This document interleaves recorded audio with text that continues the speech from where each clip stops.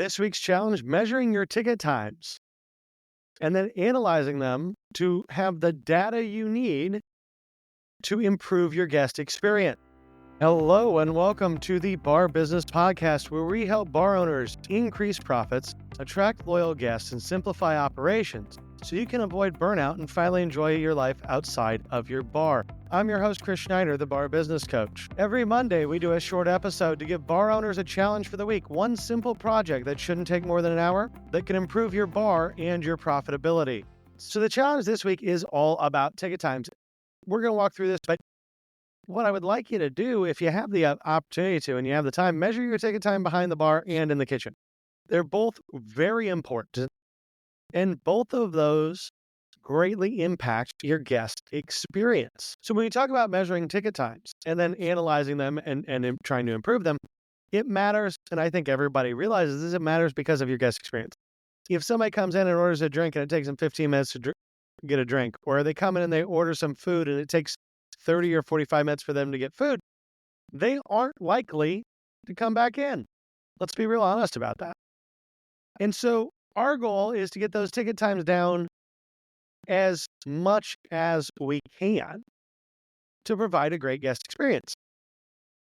So today we're going to walk through how you measure your ticket times and then how to do the analysis on them so that you have the data you need to drive your business forward. Now, as I mentioned, the main goal of measuring and analyzing ticket times is to improve your guest experience.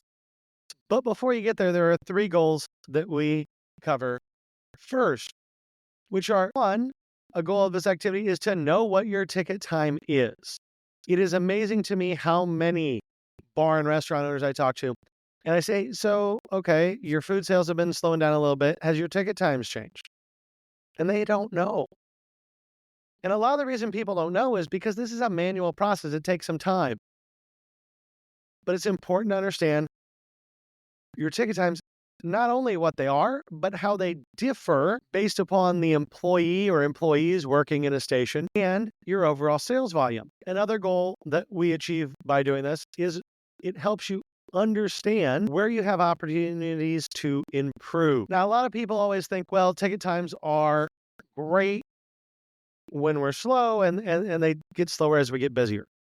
I can tell you from my experience, that is maybe 50% true. A lot of bars and restaurants, what you actually see is when they're slowest, their ticket times are just as long as when they're busiest.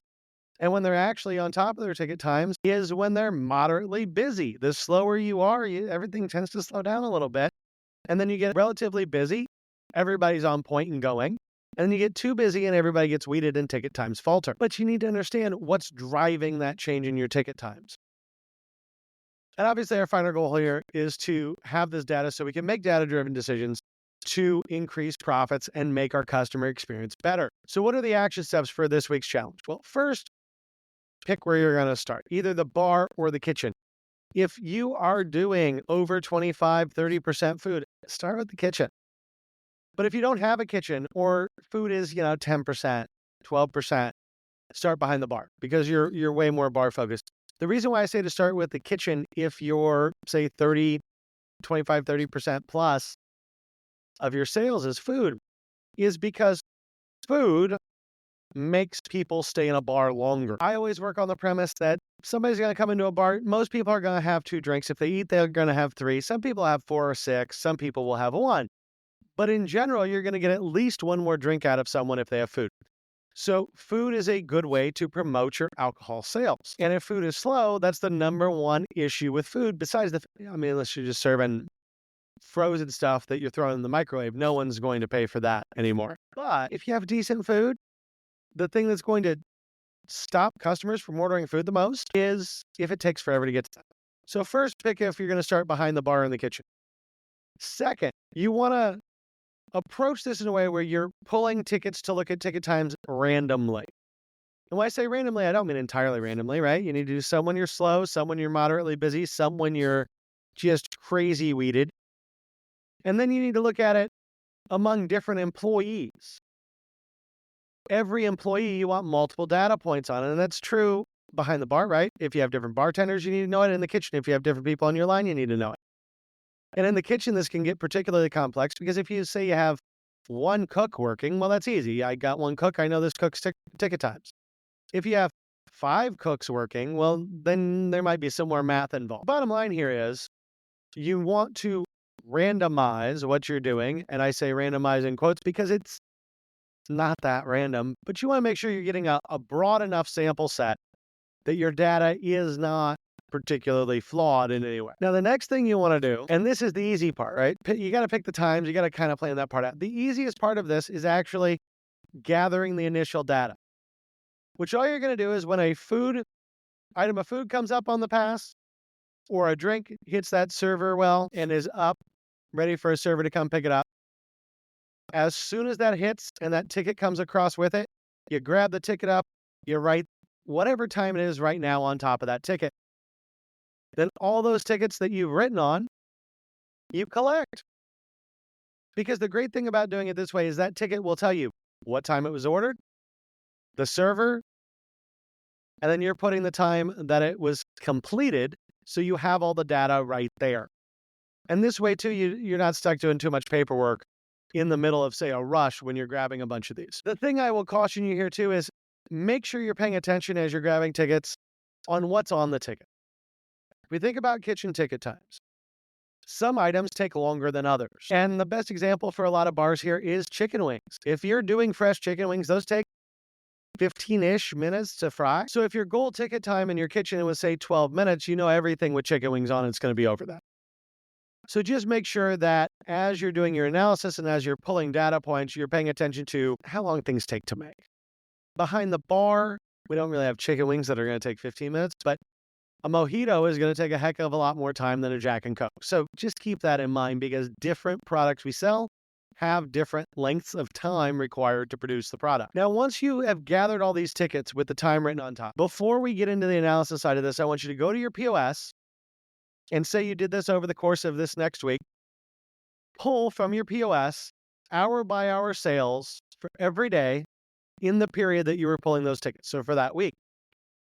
And then what I want you to do is not worry about the days per se, or maybe do because Friday and Saturday are going to be different. But the idea here is that we're getting the sales volume that existed in that hour from where you pulled the ticket. So we know that, hey, we had $100 in sales this hour and our ticket time was 2 minutes behind the bar. And we had $1,000 in sales this other hour and our ticket time behind the bar was 10 minutes. That'll give us a way to correlate how busy your bar is with your ticket times. So now we have the sales hour by hour data and we have the tickets that have the time on them. We're going to go into Excel or Google Sheets and create a spreadsheet. In that spreadsheet, I want you to have 7 columns. Date, hour. So like when I say hour, I mean like midnight to 1 a.m. or 2 p.m. to 3 p.m. So what hour of a day did it take place on? Potentially what day if as well would be useful here. Although you have the date, so day of the week, that's up to you if you want to add a day of the week column in there. But so we have date, hour, who was working. So this would either be the name of your bartender or the name of the folks in your kitchen at that point in time. Our next column is going to be time ordered. And the column after that, time served or time ready to be served, right? Our end time is not when it hits the guest, it's when it hits the pass or when it is ready for a server to pick up from the well. And then you can create a total time column. You can use Excel or Google, whichever one you're using to do the math there. Apple numbers too, right? That's always an option. All of those will give you the math there. So you can just have the Excel auto calculate how long the actual time between the 2 times that we measured. So the time it was ordered and the time it was up. And then in the final column, I like to put sales for that hour. And that's going to give us, again, the volume control here and allow us to understand how volume reacts to all this. Now, once you have all that data in your spreadsheet, there are a lot of ways to analyze it. And quite frankly, just looking at the spreadsheet with that data, you will notice things. And when we talk about analysis here, you can do anything from doing this on just a scratch pad take a legal pad and a pencil and just work out math in your head or with a calculator. Or you can do more advanced things within Excel or Google Sheets like pivot tables. And those pivot tables, if you don't know what pivot tables are, you can watch a video on YouTube, and it's pretty self-explanatory and easy to make a pivot table. If you have a sheet set up like I'm talking about, those pivot tables allow you to just see data at an instant. It makes life super easy. And so really what you're looking for here is, what is your average ticket time? And you can do averages by employee. You can do averages by hour of the day, by date. You have all the data there. So you can make averages out of almost anything. But what is your average? Where are you across the board? When are you under that average and when are you over that average? And once you understand when or which employees generally fall over that average, you now need to come up with a plan to lower that average. And you bring that down.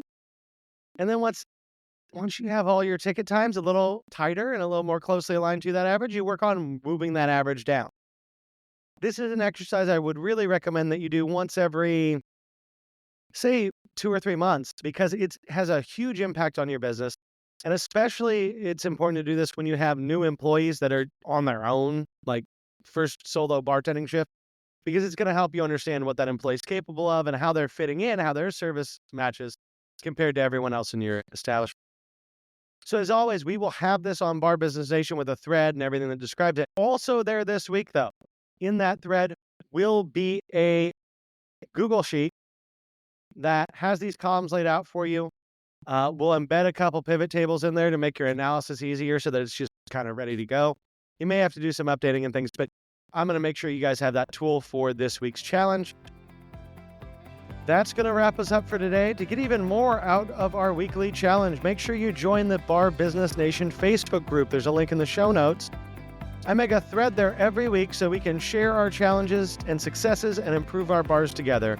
Until next time, have a great day, and we will talk again later.